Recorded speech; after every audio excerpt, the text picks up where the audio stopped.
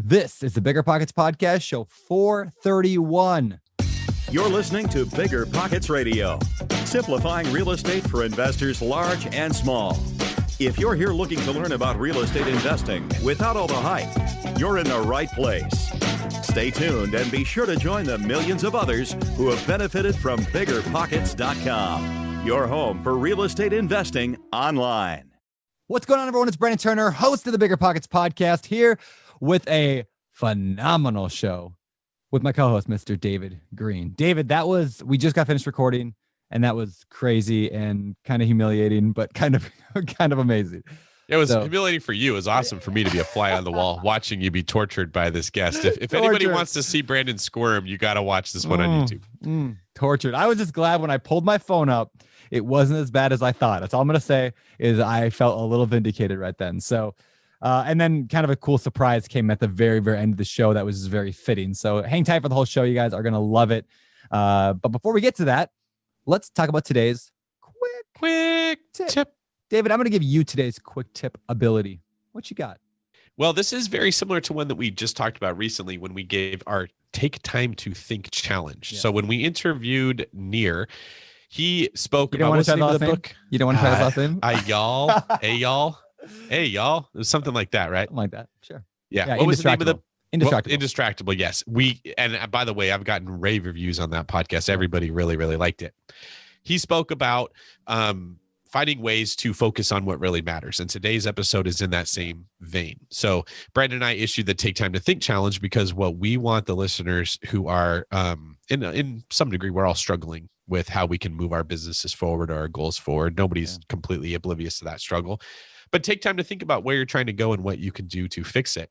So if you haven't done the Take Time to Think challenge, do so today. When this podcast is done, let yourself think about what is essential in my life, what would make my life look the way I want it to look or make me feel the way that I want to feel, and start thinking about things that you yourself can eliminate to make that happen.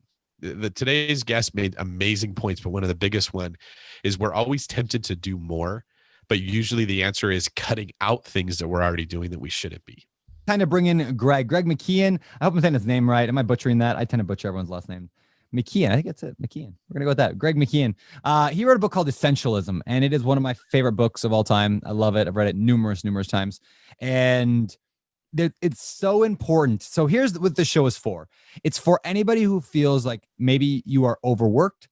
There's not enough time in the day or in the week, that you feel like you get distracted too easily using like social media or anything like that. You feel like there's a lot of different types of maybe business or real estate investing you want to get into, and you can't really choose which is the right one.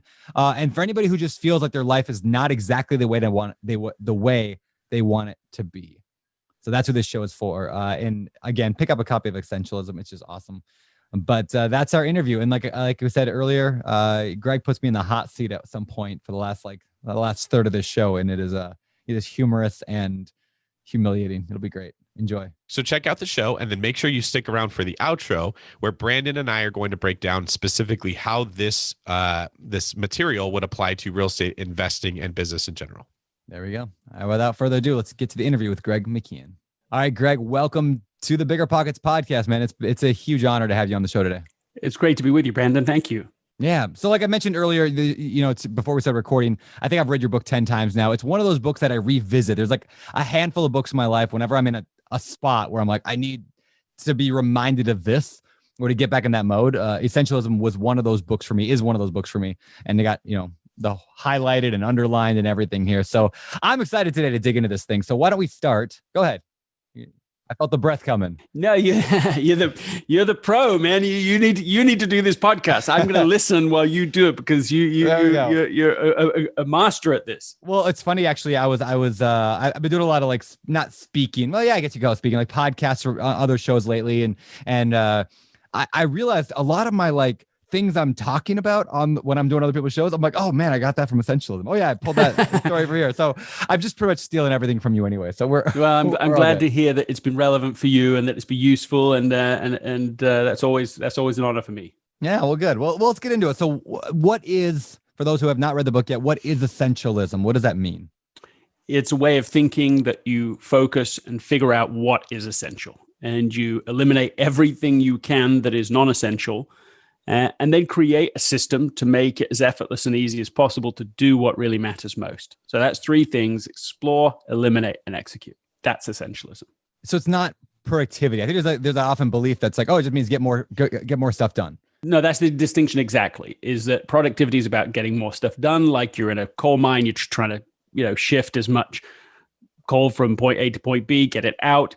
I don't think of essentialism really as productivity in that sense at all. It's, essentialism's not about doing more stuff. It's about doing more of the right stuff. And that distinction's everything, because going back to the coal mine, it's like waking up and discovering, my goodness, we've been in a diamond mine this whole time. It's how do you find the diamonds so that you can, harvest that instead of just more is better. We have this analogy we use all the time here on the show about building too many bridges. If you're like on one island over here, like Reality Island, and you have Success Island, you got to build a bridge to get there, whatever that is in life, right? Whether it's financial success or whatever. And so many people are building way too many bridges. I mean, there's a time I was trying to sell. Yeah, it's crazy how many people build these bridges. Yeah, exactly. They aren't over to where they want to be. And so they just think, oh, I'll do another one. Yep. I'll do another one. I'll do another one. And they keep starting more and more things, and they're making a millimeter progress in a million different directions around that island, expecting somehow to get to the next place. And it just doesn't work that way. You ever go to a carnival where they have those, and hopefully I didn't steal this analogy from you, metaphor, but I don't know where I got it originally. Maybe I made it up. We'll assume that I made it up. He's got priors for this, Greg. Don't worry. He's got a rap sheet a mile long when it comes to stealing ideas. No, borrowing. The carnival where like you have a dozen people lined up and they all have these little squirt guns, and everyone has their own target to shoot at this little like, round red target, like a, Target logo, right? And if you shoot in the middle of it, your little like horse moves across the thing. Have you guys seen that before? Am I just crazy? Yeah. It's in chapter 14. No, did it really? No, I'm just kidding. Okay. That was so good. I was like, no. Anyway, okay, good. I have seen that before, Brandon. I won one of those when I was like 7 years old with my grandpa. I still remember the little frog toy that I won from doing it. Yeah, it was very cool. Okay, good. So I'm glad. Okay. So the idea that I've always used in my head now is even like the bridge thing. I like that metaphor, but I like this idea of you have one squirt gun. Like it's all you have. You can shoot out a certain amount of water out of your gun at one time. And so when there's like 10 targets, like you shoot the top one, then the next one down, next one down, next one down. That little horse moves across so slowly. But if you just pick one target and just hold on to that thing moves a whole lot quicker. Now, we all know this stuff intuitively. Like, I don't think anybody listening to the show right now is going, what? I'm doing too many things. So my question for you, Greg, is why is this so difficult? Like, you've talked to a lot of people about this over the years. Why does everybody have this problem and it's such a big one? Well, first of all, basically, essentialism is addressing a problem that you don't normally think of as a problem, and that is success. So most of what's been written about in the success literature and research is about how to become successful. Very little has been written about what you do once you are successful. And essentialism is in that, I think, rarer category. Well, what happens if you have too many options and opportunities to be able to do them all? And that sounds like a nice problem to have, and it is, but it doesn't make it less of a problem. And so what my observation is that even when people don't exactly feel successful, we are all living in an age of the undisciplined pursuit of more because there's so much success that's happened. So whether you wake up this morning going, I feel great, feel successful, that's not the point I'm making. But do you have a lot of options? Do you have a lot of choices? The answer is yes to almost everybody. And certainly everybody that's at least able to get online. You can learn anything. You can connect and contact vast numbers of people compared to how it was before. And so that's the challenge we're up against. That's the sea change that's taken place over, it depends how you want to date it, but from the Industrial Revolution, that was a tremendous increase in options and opportunities. But then even over the last 10 years, as we've gone from being connected to hyper-connected, there are these big shifts in the number of options and opportunities and choices that we will have. We want that problem, but we haven't yet developed the skills to manage that positive problem. That's what I think makes it so hard, is that we're unprepared for the exponential increase of choices and options that have come our way. Yeah, that makes a lot of sense. So what's your background in this? I mean, was this something you were just one day woke up, you're like, man, I'm way too busy, I got to figure this out. How did this become like your life? I don't know if life mission is too strong of a word here, but how did this become your thing? Well, one of the things that happened to me was on a personal basis when I got an email from my boss at the time and said, look, Friday between 1 and 2 would be a very bad time for your wife to have a baby because I need to be at this client meeting. And, and I'm sure they were, at least semi-joking about that. But as it turns out, we are in the hospital Thursday night and then into our daughter's born in the early hours. And there we are Friday, still, of course, just barely in recovery. And instead of being focused, present on that clearly essential moment, I'm feeling pulled in, I've got my laptop open. I'm how do I navigate all the different competing demands on my time, all the options, all the choices. And to my shame, I go to the meeting. And I remember even after the meeting, as we were driving back, my boss said, look, the client will respect you for the choice you just made. And the look on their faces, I don't remember evincing that sort of confidence. But even if that was right, it was clear to me in hindsight that I'd made a fool's bargain, that I had violated something more essential for something far less essential. And what I learned from all of that was a simple lesson, which was if you don't prioritize your life, someone else will. And so I think that's true for a lot of people today, and whether that's whether it's just because you're in a Zoom eat, sleep, repeat type of model where you're in a Groundhog Day and everything's the same, and you just got all this digital distraction and incoming meetings, and that would be maybe the present version of this.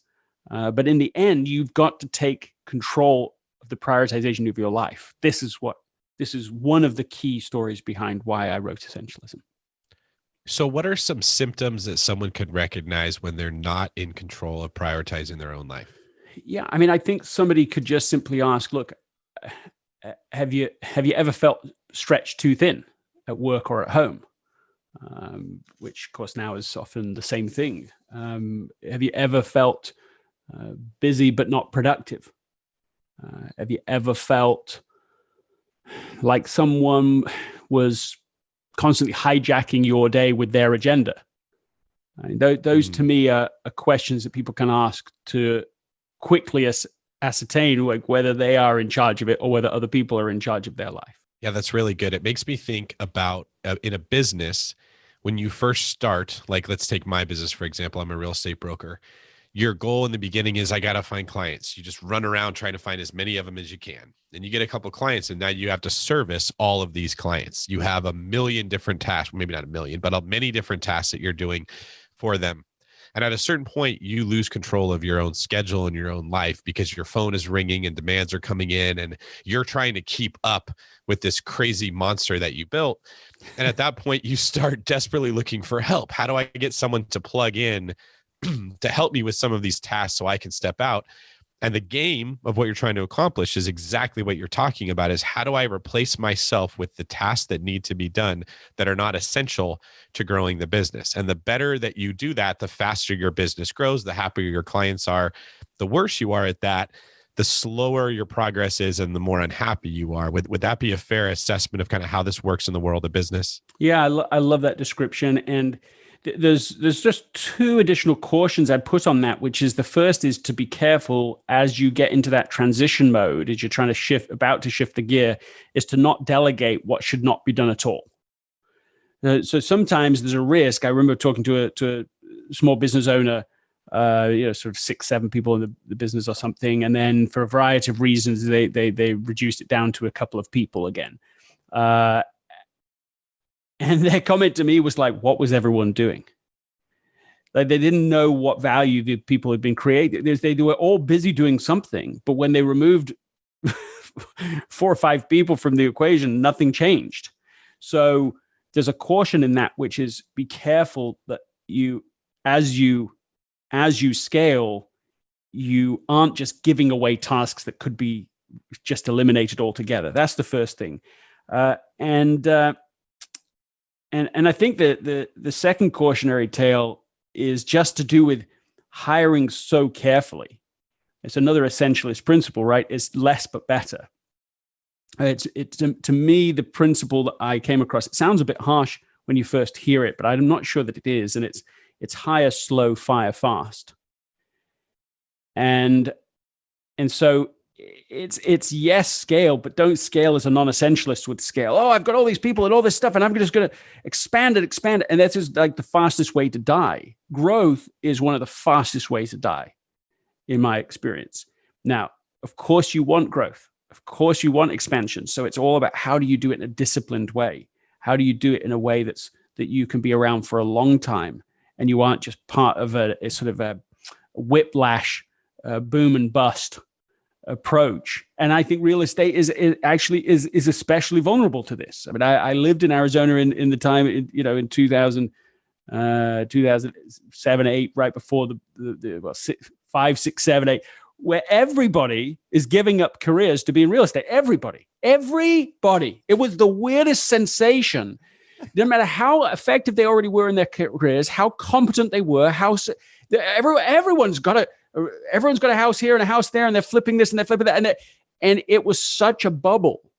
And so it's how to be careful that you don't either get a victim of your own bubble, that you get too big too fast, or then the bigger challenges, I think it even is when the whole market or whole industry starts to take on a certain set of norms, and you expand just because everybody else is, and FOMO is driving you, and fear is driving you, and greed is driving you, instead of what is actually the essential next thing to do. And my wife, who's a better essentialist than I am, saved me from that. Literally in Arizona, I was about to buy another, a totally unnecessary house. I just loved it. I was like, yeah, it's so great. And I got, as it were, to the altar on that one. And then I just was like, did not feel good about it and didn't do it. And this was right before the bust. And her feeling the whole time was like, we just don't need to do this. Just not needed. She wasn't caught up in the furor of it all. And that's really what an essentialist can do is let's not worry about what everybody else is doing.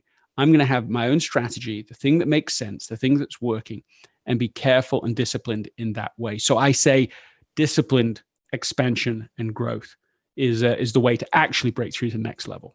And it's that word you've used a couple of times that it's on the cover of the book, right? The disciplined pursuit of less. So can we talk about what did you mean when you say discipline? Why did you choose that word, and what does that mean in terms of essentialism? Well, I've mentioned the alternative just briefly, but the undisciplined pursuit of more is the thing that otherwise successful people, teams, and companies have to be careful of. It's that success cannot be properly trusted. Or said differently, success is a very poor teacher.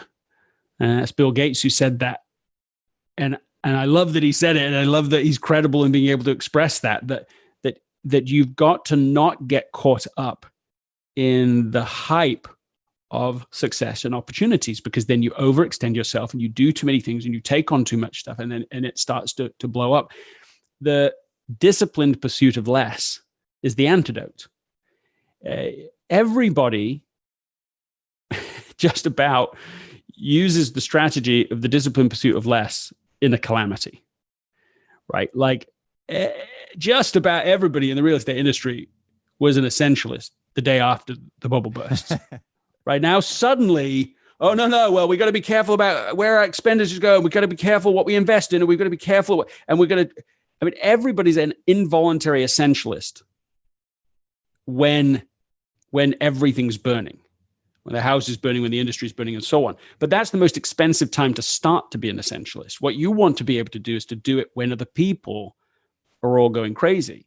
And so, like, I mean, give you an example, a tech example. You've got HP, Hewlett Packard is one of the founders of HP said, that a successful venture is more likely to die of indigestion than starvation. And so he understood as he was building this company that he wanted to last for 100 years. He just went, we've got to do it carefully and so on. But then those two founders left the company over a generation. It became, for HP, the problem he had predicted is exactly the biggest problem for them. They started investing in everything. They're just going in all these different too many directions.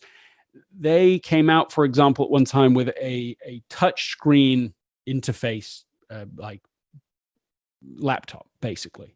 It was really beautiful. It was done really well. It was designed really well. Everything about it was great. But the problem is that product came and went. And even to this day, people in HP don't all know that it existed.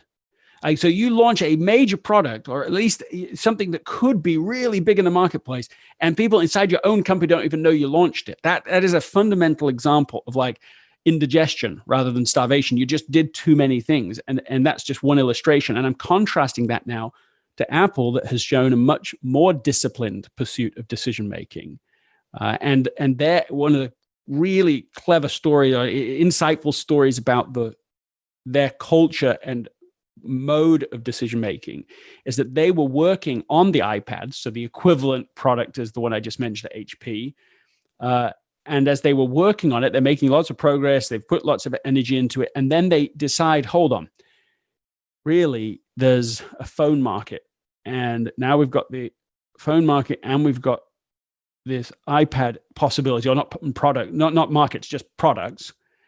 And what they did is they didn't do what I think most companies would do with the resources that they had. Well, we'll just do both. They paused on one and they said, okay, we're not going to do the iPad. We're going to do the iPhone. If we do the iPhone first, maybe we'll end up with both markets. If we try to do both at the same time, we may lose both. And so at a very similar time as HP comes out and loses this product,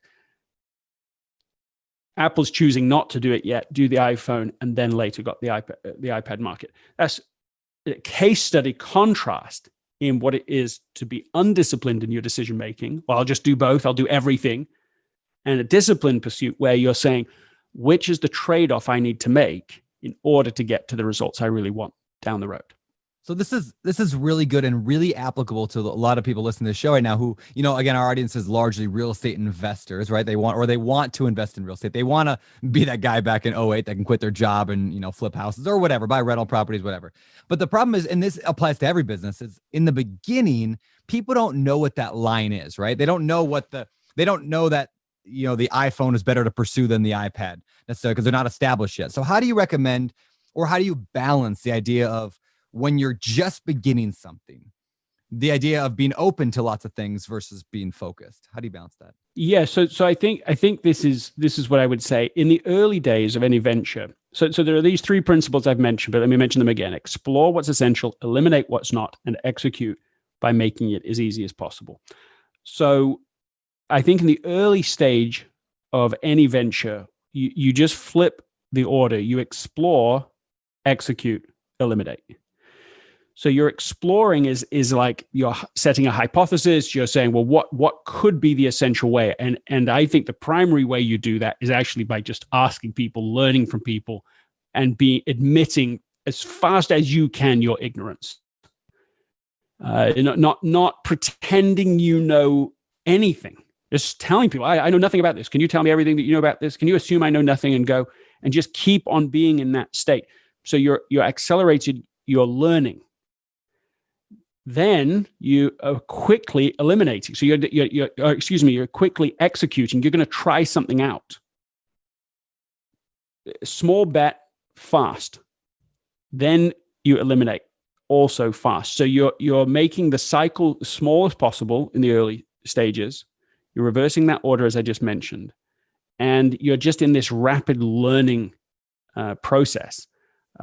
This isn't real estate, but and obviously it is different in kind. But I've like spent a day skiing in my life, and I just decided, okay, I'm going to set up a ski trip for our family, and we're gonna do some learning. We're gonna do this, and so I've been on the phone over the last week talking to different people. And every person I talk to, I just give that speech to them. Right? I know nothing. everything you know and everything you think I know, I don't know. So just tell me everything. And if I hadn't done that, my learning would have been so much slower. I would have learned the hard, expensive way. I'd have bought the ski passes directly instead of getting the icon passes, which I didn't know about that. Anyone who knows anything about skiing knows about this, but I didn't. And so you just got to keep on admitting your ignorance so that you can learn really quickly. If you pretend to know and act upon that pretension, you're going to make expensive mistakes, and maybe you just kill your whole opportunity. So that's what I would say.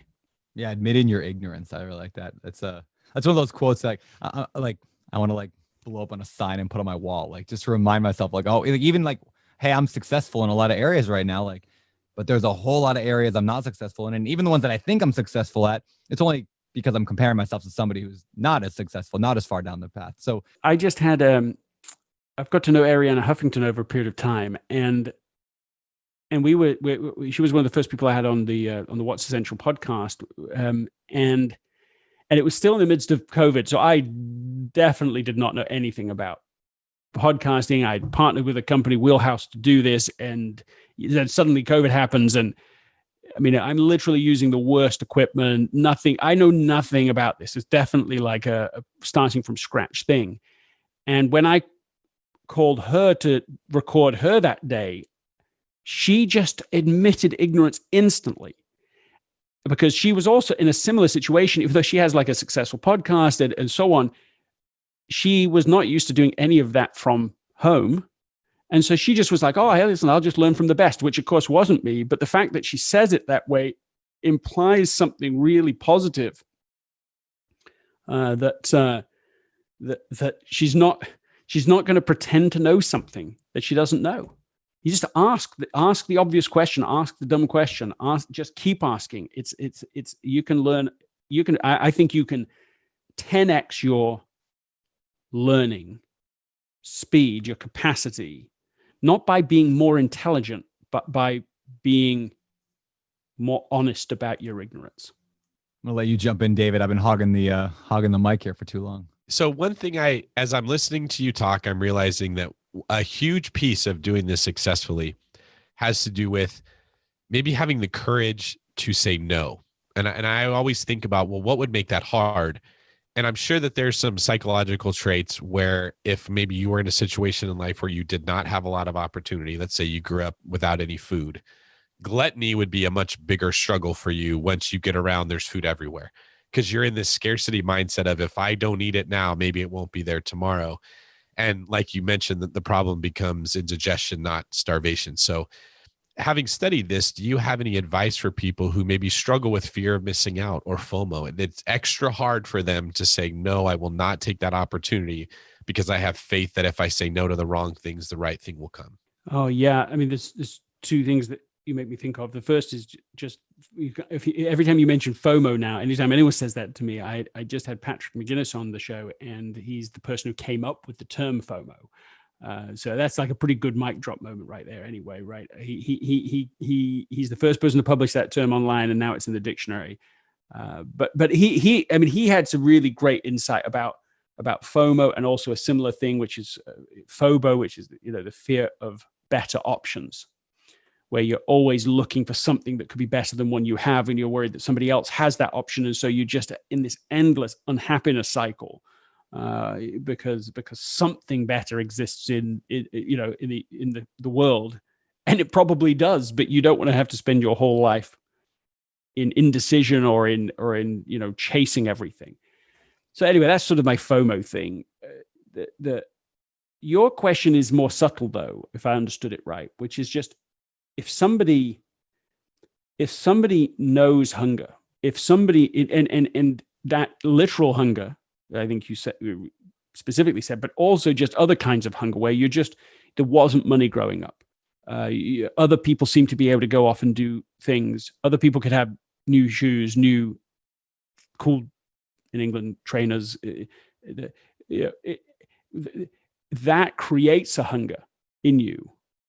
And I know that hunger. So I know, what you're talking about. And I think it's a really positive thing. in that it gets you up. I mean, I started my first business when I was 10 years old, washing cars because I was hungry, but I did not want to not be able to get those things or do things that I wanted to try and do or go to where I wanted to try to go to. So it's a very positive trait, helpful, but it makes a good servant and not like a poor master. It outlives its usefulness. You got to have something else to guide you. Now, I was talking to we have to edit this. I can't remember now. I was talking to Steve Harvey about this because he read Essentialism and he blogged about it. That's how I even know about it, that it changed his life, which I thought was great. And we talked a few times about this. But one of the things he told me is that he hadn't taken a break. He hadn't taken a summer off since he was 16 years old. And he was 60 when he was telling me this story. Not one summer off. He just worked the whole time, flat out, nonstop. And that's how he came to Essentialism. As somebody said to him, you're the busiest person I've ever met. You've got to do something different. And they got their assistant to go buy that book over lunch, give it to him before the end of the day. And he read it that night. And that's what he was doing. He's running that hunger. You've got to have it serve you. I'm trying to think really about how do you get out of it. I'm trying to work out whether I'm out of it. Well, that's exactly why I asked the question, because as you're talking, I'm thinking, man, he is speaking to the challenge of my life right now, which is how can I get better at saying no so that I can focus on what my businesses really need or what my life really needs. But there's always an obstacle. There's a guilt I feel that if I tell this person no, that I'm a bad person because I didn't, that was my friend from when I was in 6th grade. They're not really serving me now. They're not essential, but it feels wrong at times. Or, when I was a kid, I didn't really feel like anyone was paying a whole lot of attention to what I was doing. I was just desperate for some older man to see me and say, I see something in that kid. I'm going to take him under my wing. And no one did. I never felt like I really got opportunity. So when I got into a position as a man where there was so much opportunity that I couldn't say yes to all of it, I was always fighting this internal struggle to think, if I don't say yes, it might not be there tomorrow. But the catch-22 is that then prohibits me from actually being successful because I'm trying to download 12 movies on my laptop at the same time and none of them are getting done. So I find myself resonating so strongly with what you're recommending. And I was wondering if in your experience studying this, if you've come across certain traits or a way of looking at it that helps somebody who's in my position where they think I'm hungry, I have to get it all. But that hunger is also then becoming an obstacle to their success. Something that occurs to me is that really you might be able to hold on to the drive and the hunger, but it's changing the mindset. The non-essentialist believes that almost everything is essential. And so that the answer to getting to meeting that hunger is eating more, right? It's saying yes to everything. It's, they're trying to satiate a hunger through a strategy because they see it a certain way. And I think the essentialist is just a higher level mindset where you realize not everything is of equal value. In fact, it's incredibly disproportionate that a few things are incredibly valuable and essential, and most of the other stuff is non-essential. I mean, I see it like almost opposite to how a non-essentialist sees it. A non-essentialist thinks everything is essential. An essentialist thinks almost everything is non-essential. And so as you start to adopt that mindset, keep the hunger, but apply a new mindset, a new strategy, what are the few things that are really going to help me make the highest contribution in my business, but also I sense in you, in your just general sense of life mission to make a difference to people. You've got to be selective. You have to make trade-offs. And here's why, because you can't not make trade-offs. So when I say you have to make trade-offs, all I'm saying is be conscious yourself and intentional about it, because otherwise other people will make the trade-offs for you. Other circumstances will make it for you. And by other people, I don't mean your 6th grade friend, although that could be true. I mean some super powered executive team in Silicon Valley who is hijacking your day 20 times a day with notifications on your phone to get you to be on that social media platform or on ESPN or whatever the device, the app of choice is. I mean, these people are spending hundreds of billions of dollars collectively to hijack your day. So we don't have to go to the highest guilt trade-off first. There's lower hanging fruit than that. And we can start with like, what are the non-essential stuff in my life that I know I'm over investing in? I start there. Like, what comes to mind when you say that? Now, David, we're going deep now. Dave, oh yeah, Brandon, you're saying TikTok. Is that true for you? Yeah. Really? I have to uninstall it from my phone, and then I'll like a week later I'll reinstall it because I'm bored, and then I have to uninstall it because it kills me. It sucks me in. I don't make videos. I just like it sucks you in. You're right. Of course, it's addictive. Yeah. Of course, it's very addicting. And TikTok has been built upon the learned addictiveness of the other platforms that came before them. So they're just smarter addiction than the one before. And it's going to be like this for here on out, because the learning capacity of AI is so much more advanced than our learning capacity that we are going to have not just addictions in our lives like with always has been. I mean, these are personalized addictions. These are exactly what, if you go on YouTube, because it's learning from the last thing you went, it just serves you up more and more of exactly what it is you're into right now. So I think this is why it's become so urgent to take responsibility for prioritization. It's like, I got to take control. I got to take back control of my life. Two quick thoughts come to mind. First of all, you said earlier about prioritization, and I remember having that circled in the book as well. If you don't prioritize your life, somebody else will prioritize it for you. So one thing that I do, and maybe I got this from your book, maybe I've been doing it longer than that, I'm not sure, but every time somebody asks me to do a commitment now of some kind, there's two things I do. One, I know I took from the book, which is the buffer zone, adding the buffer to, in between. But the second thing I do is I actually phrase it like this. If I say yes to that, it's going to be robbing time from my wife and my two kids. I like literally in my head, I say that. Like, I love doing the podcast. I love doing other people's podcasts. I do, but I have dramatically slowed down, because if I'm out here doing a podcast right now, like you two are robbing time from my kids and my wife, right? And now that's okay. We make that trade-off, but I made that trade-off. I didn't let somebody else make the trade-off for me. So that's just one little, I guess, thing that I do. And when I say the buffer zone, I just mean like I add in space in between me saying yes to stuff. I add in space between committing to things. I just try to add that zone in there so I'm not sucked into the moment. But anything you want to add on those two things? I like what you're doing, because you're restoring reality to your mindset, right? When we have limited mindsets, when we think we can say yes to something without having an impact, without us saying no to something else, we're just in a great big con. Yeah. Where we've bought into it, we've been conned. We've been sold a bill of goods and we're buying it. Non-essentialism only has one real defect, and that's that it's a lie. The idea that you can do everything for everyone at all times and then that will lead to success. Everything about it is not right.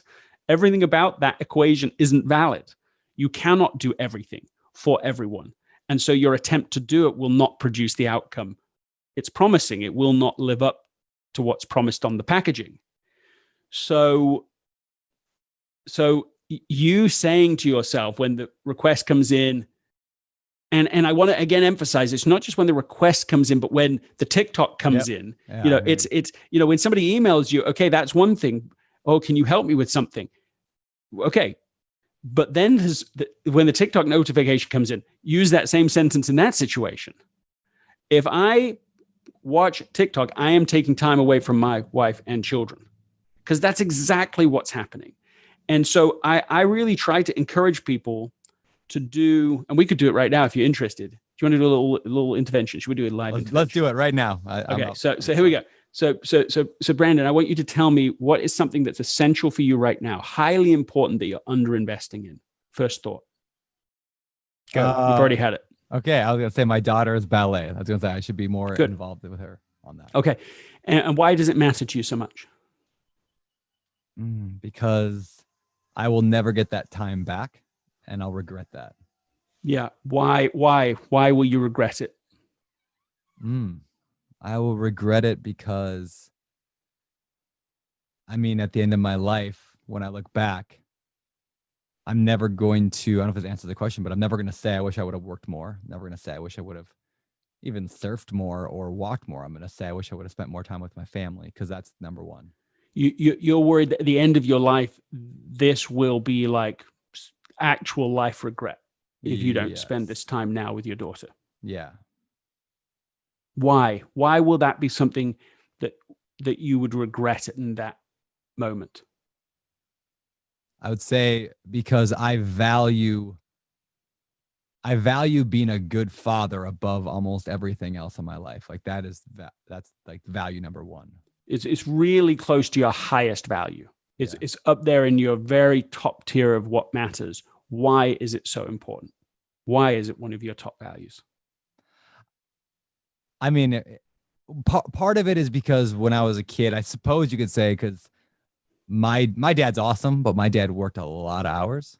And so I like, one of the biggest things I longed for as a kid was for my dad to be around more, but he just worked 80 hours a week. And so I guess I think I don't want to be that way with my kids. And so therefore that's my value. The absence of that for you left some pain for you. Yeah. Yeah.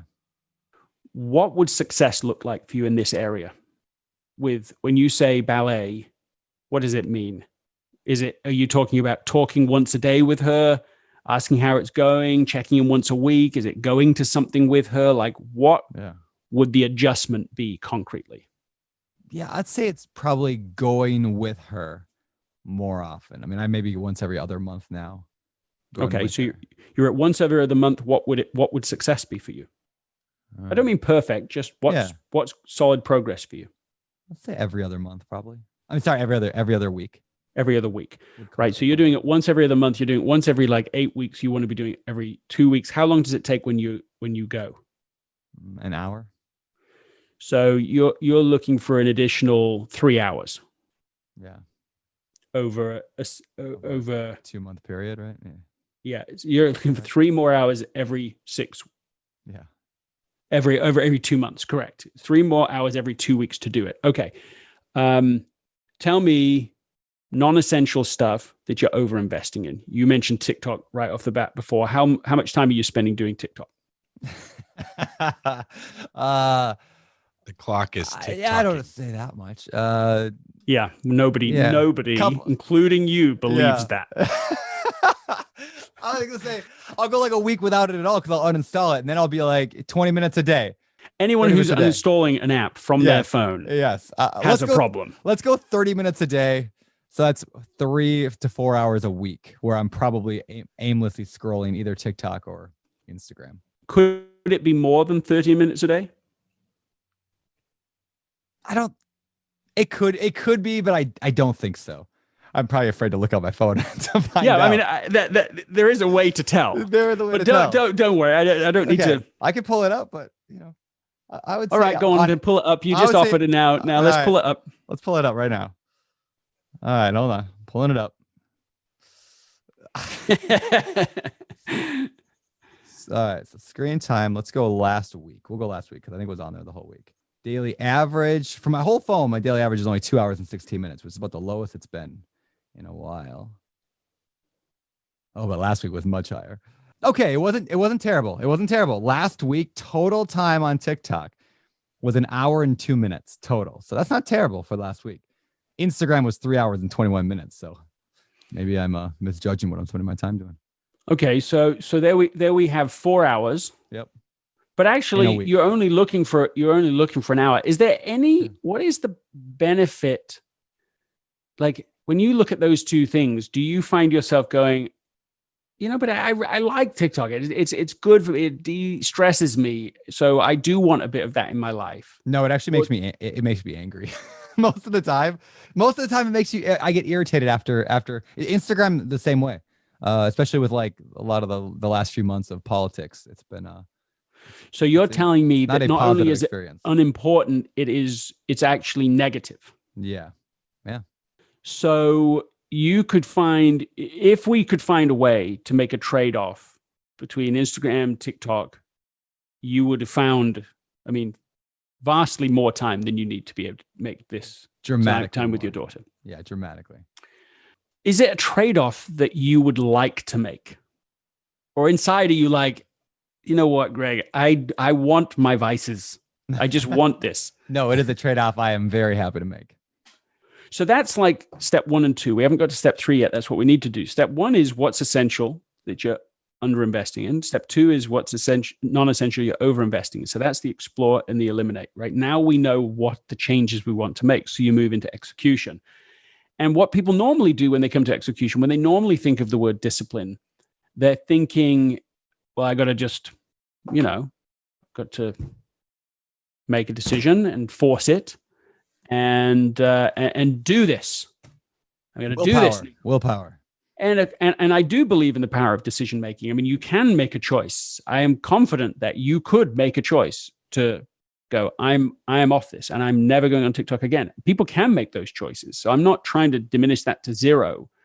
But what I think is also important is stacking the decks in your favor. Because as we mentioned before, right, TikTok and Instagram are literally have hundreds of people, thousands of people now who are targeting systems that target you personally, uniquely, and they are coming after you all the time and in every possible way that they can come up with through other social pressure. Other people mentioned it. Oh, yeah, I've been on TikTok. Did you see this thing? And now you're pulled back into it. Now you're curious again. Now you get sucked in. So they are creating huge webs to try and pull you in. So that's the current system. Now we want to try to at least create some system to weigh it back in your favor. So I'm going to put this over to David for a second.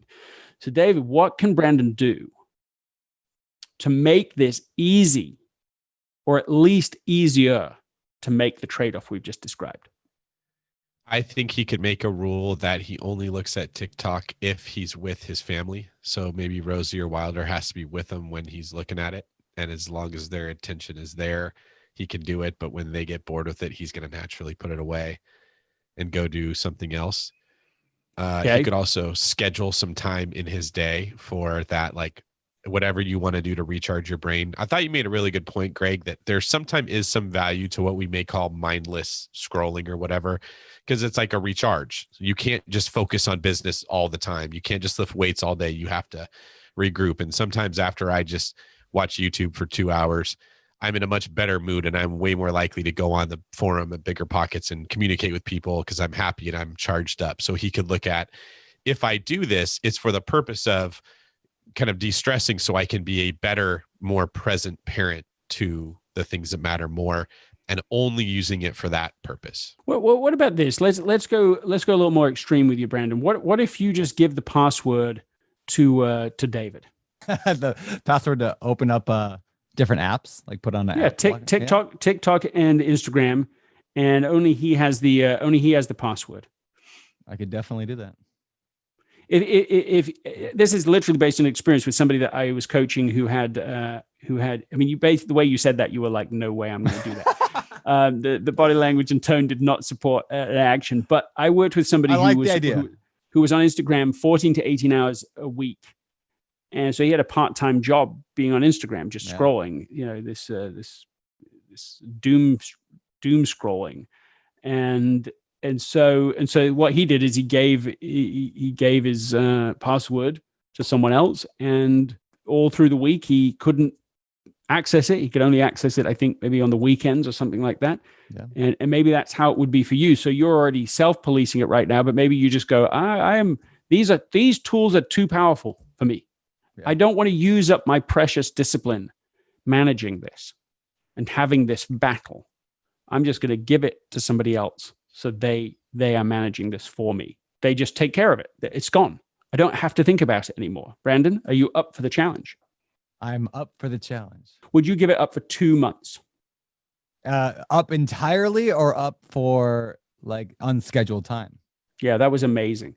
Brandon, the fear of God in you as you said that.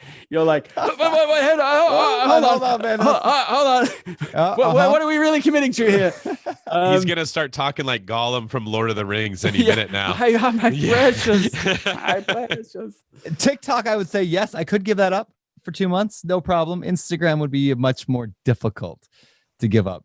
Mainly because we're going to start with TikTok because that was the one that you first mentioned. Even though your commitment to Instagram is much greater, I can tell the hours and hours are all there and the addiction's higher. But still, we're going to start with TikTok because you're only looking for 3 hours extra in a 2-month period. Yeah. If you give up TikTok and you reclaim the time to be able to spend it doing this with your daughter. Now, that's not the end thing. So are you willing to give your password up to TikTok to David for 2 months? Yes. Okay, so we're way closer to your goal now.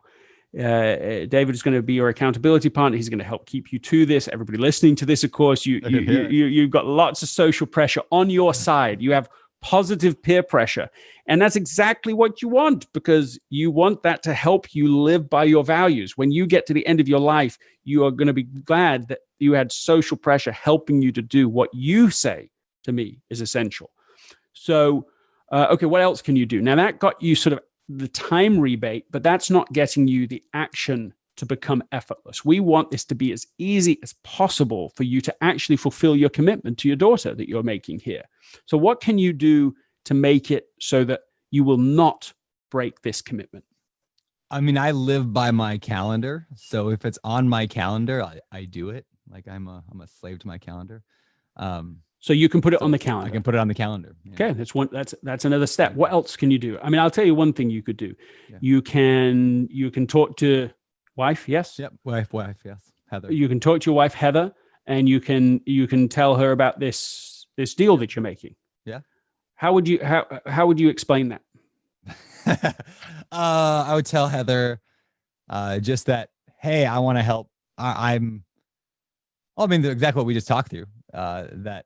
I realized. Put it into your own words. Yeah. Rosie and kids and family is number one priority. And I have not been living my values the way that I want to and the way that's going to make me feel the best. So I'm going to be attending ballet at least every other week, if not every week with Rosie from now on. Yeah. Do you think your wife's going to forget you mentioning that? She will not forget that. No, she will not forget. You say that once, and that's going to be another really important accountability partner to help you fulfill that. And assuming that she's the one that's going. She is. More of the time. She will have to trade off with me every other week. She will trade off with you every other week, and she'll be happy for that. And even though the first time you do it, you might be like, doggone it, Greg, essentialism. Where's my TikTok? I think it's the kind of thing that as soon as you start doing it, you go, yeah, I'm where I want to be here. I want the advantage of being here. And essentialists embrace and love trade-offs because it allows them to have strategic advantage. It means that you can have the benefits of all that ongoing relationship with your daughter that will build and build and build. And as someone who's just, I mean, my youngest is 11. I have 4 children. So now sort of basically all teenagers. There's not one day I regret now, even now, so not end of life, having made specific, deliberate, intentional trade-offs, which I know you've made. I can tell you've made already. But watching them now, we're like really good friends, all of us. We really enjoy being together. We have deep relationship when travel was a thing, back in the old days. About 80% of the time I'd travel with one of my children. And we just have these amazing memories traveling all over the world together. And we didn't have to do that. But those investments have just created this goodness that I think would have made it so much harder if we hadn't done it. Okay. There's still one more test for you here. So, to help make the system work for you is I'm going to suggest the $100 challenge, which is that you put a $100 bill up on the fridge or up where in your office or wherever it is that's helpful, but somewhere public. And that $100, you got to decide what to do with it. But it's there if you don't fulfill the commitment. So if at the end of 2 months you haven't gone, 4 times, then that $100 will be either. These are some of the things I know of people that have done this. You could, and this is awful, but you could just rip it up. That could be your thing. Yeah. If you don't do it, you have to rip up a $100 bill, throw it away, right? That's just like so offensive to people. That's why it's helpful. Yep. Or you could say, okay, I'm going to give it to You know, I mean, some people say, "Oh, I'm going to give it to the political party I don't subscribe to," so they give it to some other cause, or just even give it away to some other thing. But either way, it sits there, it exists there as a perpetual reminder of the commitment that you're collectively making. Thoughts on that? You willing to take the $100 challenge? Here's what I'm going to do, Greg. I'm going to send you $100 because I really don't want to send you $100.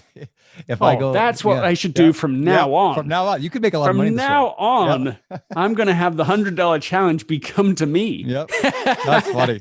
So actually, there's an app out there. I think it's called Stick. STI. Yeah, there is. KK, right? Yeah, and you take the money and like they hold it for you, and then you have an accountability partner. I did that a couple of years ago, and it worked. I lost like 20 pounds. It was a challenge with a buddy of mine. I thought you were going to be, I lost $20 like that. No, we put like $1,000 up on me and this buddy about who could lose. Like, I don't know, maybe it was 20, it was 15 pounds, something like that. This is several years ago now, but it worked. Yeah. We both lost the weight we wanted, both got our money back, and didn't have to go send it to whoever it was at the time. Yeah. So I love that you had experience with it. That's the process. We've just gone through explore, eliminate, execute. It doesn't have to be that you start with the hardest trade-offs. The hardest trade-offs are the ones where you're choosing between something really essential and something else that's important, or something else that's somewhat important. I mean, that's more painful. But if you start with the total trivia, the non-essential, the bottom 10% of stuff on the one hand, and the top 10% on the other, you have like no-brainer trade-offs. And that's essentialism like 101. That's the place to start. And so you're saying no to the stuff that just shouldn't even be in your life at all. And so that's what we just did. That's awesome, man. Yeah, I appreciate that. And I had not thought about it from that perspective, because I mean, even just like yesterday, I had a long conversation with one of my buddies about how I really want to launch another podcast. I've got another podcast idea. I want to launch another show, but I'm already doing 2 a week of this one. And I'm like, oh man, a third podcast, that's another hour a week. I was like, I just don't have time for another hour a week. But the truth is what we just talked about, like what's more essential, an hour of TikTok or launching another podcast that'll reach another 250,000 people a week? Like now that sounds like a pretty stupid thing to say. I don't have time for another podcast. So, well, and just building on that, right? You say, which one is more valuable to you? Now, you may again have some value on Instagram. I get that there could be things that you're learning from there, from your audience. You could be learning from other people, but people know when they're past the point of usefulness, where they're past the point of this actually added value. And I think that happens pretty fast. You know, like I think if you're past sort of 5 minutes, you're probably past the point of real value addition. Maybe that's where you can get the time you need to be able to do this second podcast. Well, it's funny. It's funny if I were to use it. You know, my argument, my head wants to go to is, well, I use Instagram for work. You know, I reach a lot of people that way. It's good for me. But I'm reminded of Tim Ferriss. You know, Tim Ferriss, 4 Hour Workweek. He has a section in 4 Hour Workweek where he says, if there was a gun to your head and you could only work 4 hours a week, what would you get done? And I like that question because it's kind of an essentialist type of question, right? It's like, what are the essential things? It kind of helps you prioritize. But when I think about like, if Instagram's important for my life and for my business, and I raise a lot of money for my real estate fund on Instagram, great. If I had 5 minutes a day for Instagram, what do I got to do? And that's a much easier question. Like, I mean, actually, I guess I would post something. I'd probably comment on a number of people's stuff. I'd check if anything important came in the DMs, and then I'd log off. I could do that in 5 minutes. I don't need 30 minutes a day. Or you'd get somebody else managing it. Or I'd get somebody else to manage it for me. Yeah. Exactly. Somebody else can manage it. And if you just use one of the social media platforms, the management systems, you never have to go on there and scroll pointlessly. Yeah. You can still post, you can still respond. I mean, the system I use, you can still write in response to people on there and never have to get dragged into the pool of distraction that exists on there. Or you could just never do the second podcast. Yeah. If that's not right. Or you can not see your kids and family. Like my point is you can continue to make the trade-off you're making. That's great. If that works for you, and this is what I always say, it sounds like I'm picking on you, and I'm not. I'm just saying, in general, if non-essentialism's working for people, by all means, continue with it. You know, if people are happy with the way they're spending their time and energy, if they feel like their life is in its current system is producing great relationships with the people who matter most, that's producing great overall mental, emotional, physical, spiritual health, and it's helping them to make a great contribution out there, and even in a way that's increasing over time, the positivity they make out into the world, keep doing it. Yeah. But on the basis that non-essentialism doesn't deliver what it promises, on the basis that it actually just introduces waste of time that actually stresses us out, well, let's consider an alternative path, an alternative strategy. That's like perfect timing. That was good timing. My daughter Rosie just walked in. Hey, babe. On that note. No, you should explain to Rosie right now what you're going to do. Oh, hey, Rosie. Guess who's going to start coming to ballet with you more often? Who? Uncle David? Oh, me. Okay, she whispers. Yeah, I'm going to start coming to ballet with you more often. Okay? Is that exciting? Yeah, you like that? All right, well, I'm going to make a trade-off right now. We're going to kick you out of here, Greg, and I'm going to go play with my little girl for a little while. Greg, where can people find out more about you? I think that if they just go to essentialism.com, that's also a good place to start. Right now, they'll be able to sign up for the 1 Minute Wednesday, which is a newsletter that I just started. They can read it in 1 minute each 1 week. minute. So it's just nice and concise, less but better. But also, what is coming there are a few really cool things: a new paperback of Essentialism that people will learn about, a new academy that I'm going to be launching. All of that will start at the hub of essentialism.com. So that's the one place if you're going to go somewhere. That's awesome, man. Really, really appreciate it. This has been phenomenal. I knew it was going to be phenomenal, but it was even better than I thought. So really appreciate you coming on the show. David, anything you want to close with? I just want to thank you, Greg, for such a great interview. I mean, you not only shared the concept with us, but then you applied it to specifically something our listeners could benefit from. And then to get into Brandon's world, that's an awesome example that everyone can take and say, like, how do I do this myself? And Brandon, thank you too for being so transparent with everything. We also did not plan for Rosie to show up like this. No, it's perfect timing though. It's awesome. Awesome. Thank you, everybody. Yeah, thank you. All right, Greg. Thank you very much. Bye for now. And that was our show with Greg McKeown. Awesome episode. I knew it was gonna be good. I've heard him on a few other podcasts over the years, and yeah, this was the best. I mean, this was the best I've heard him. Like, it was awesome. Of course, it's the best. You know, it's us. It's BiggerPockets. That's right. It's got to be BiggerPockets best. Yeah. As soon as he started talking, it just felt like everything he was saying was so applicable to my life. I knew this was going to be a really good episode. I'm hoping that everybody else that heard it felt the same way. Well, let me ask you, how have you applied essentialism? How have you struggled? I won't say failed. How have you struggled with essentialism? We'll start with those two questions. All right. So in my real estate investing business, I had a lot more success with this. And I don't know for sure, but my assumption would be because I was investing long distance, it was much easier to get other people to do the non-essential parts that went into real estate investing. So I was never tempted to go fix the toilet or change the lock myself. I wasn't tempted to go walk the property and rely on my gut. I turned everything into a system and found a person to do it because I literally wasn't present. So I think it kind of gave me an advantage into systemizing things. And my business grew because I just focused on finding the deals, putting them in contract, and letting everyone else do the follow-up, which was the essential part to being a real estate investor. Where I've struggled with this is in my real estate agent business. There's so many different things I could be doing every day, and I'm always tempted to jump in and bail out team members who are afraid to step forward or answer questions for clients that if I just gave it a day, they'd probably get the answer that they needed and they'd calm down. But it's so tempting when you see people that are highly emotional or scared that you want to go provide comfort to them. And I end up running around all day long, focusing on putting out little tiny fires, where what I should be doing is looking for my next hire that will come in that will be the person that puts those fires out for me. Yeah. Or the next person that will be able to do the job the way that David does so that I can serve a more essential purpose or a higher purpose of helping more people become a homeowner, helping more people save money through real estate, training 10, 20, 30 of me to make a bigger impact than just me doing it.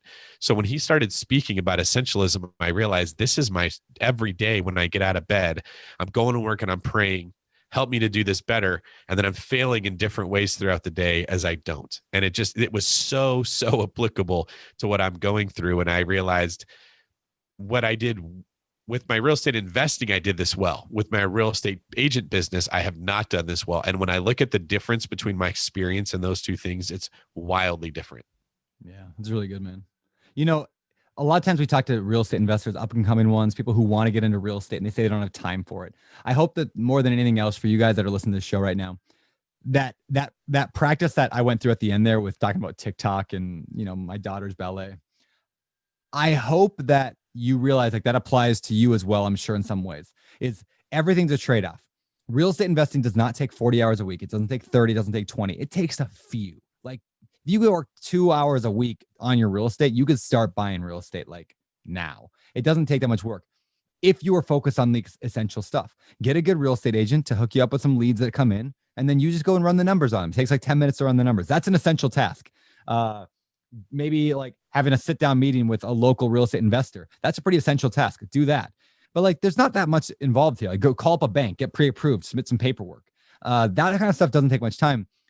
So if you continually identify what is the essential task that I have to do next, I call it the most important next step. Always identify what that is in your real estate ambitions, and you're going to make dramatic and very quick strides towards your goals if you just start thinking like an essentialist instead of like a non-essentialist. So I hope that's what you take away from this show, and hopefully more. And of course, head to the show notes if you want to leave us some comments or questions, or if you're watching this on YouTube, you can put the comments in the YouTube section below that. But man, good stuff. Anything you want to leave us with, David? Just make sure you take time to think, because information like this can trick you into thinking that you benefited from it, just hearing it and be like, whoa, that's really good. But then if you don't take the step to apply it, it didn't help you. So it's like conferences, right? You go to a conference and you're like, oh, there's so much good stuff. And then you go home, and you don't do anything. Yeah. Yes. But you were tricked into thinking that something good happened because you learned something new. So just don't fall prey to that temptation. Take some time to think about what you need to get out of your life. Take some time to think about what is essential. Calendar it, tell somebody about it, find some form of accountability, because these goals are not going to meet themselves. You're going to have to do something to get there, and it's totally worth it when you do. That's all I'd say. Awesome, man. Well, keep it up. Keep being an essentialist, and look forward to having you back on the show again next week, David. Thanks, B. I appreciate it, man. And also thank you for having the guts to just open up your whole life and let this guy pick it apart. That's a lot harder to do in front of 300,000 people in one listen than the audience might think. So Thanks for being a brave man. Thanks. That's why they call me Brandon the Brave. Well, now they're going to be calling you Brandon No TikTok Turner. For David Green, signing off. You're listening to BiggerPockets Radio, simplifying real estate for investors large and small. If you're here looking to learn about real estate investing without all the hype, you're in the right place. Stay tuned and be sure to join the millions of others who have benefited from BiggerPockets.com, your home for real estate investing online.